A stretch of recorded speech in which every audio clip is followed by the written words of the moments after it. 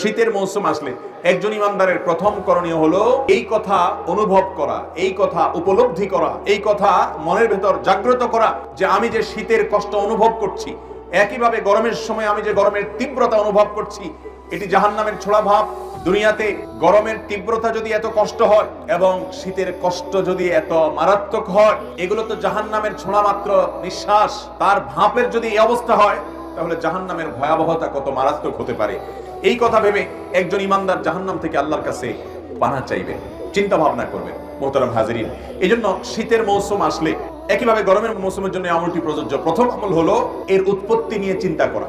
আমরা এই মজলিসে শত শত হাজারো মানুষ আছি যাদের বয়স 40, 50, 60 বছর পার হয়ে গেছে। আমাদের জীবনে প্রত্যেক বছর একবার করে শীত এসেছে, একবার করে গ্রীষ্ম এসেছে। নবী সাল্লাল্লাহু আলাইহি সাল্লামের এই হাদিসকে শীত এবং গ্রীষ্মের তীব্রতার সময় অনুভব করে এই হাদিসের আলোকে এর প্রতি ঈমান আনয়ন করা এবং জাহান্নামের তীব্রতা সম্পর্কে অনুভব করা, চিন্তা করা, ভাবা, এই সুযোগটি আমাদের বেশিরভাগ মানুষের জীবনে হয় নাই।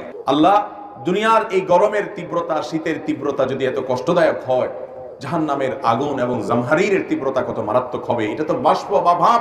তাহলে মূলটার অবস্থা কি? অতএব আল্লাহুম্মা আজিরনা মিনান নার, আল্লাহ আপনার কাছে আমরা জাহান্নামের আযাব থেকে আশ্রয় চাই, পানাহ চাই। আল্লাহ তাআলা আমাদের সবাইকে জাহান্নামের আযাব থেকে পানাহ লাভ করার তৌফিক দান করুন।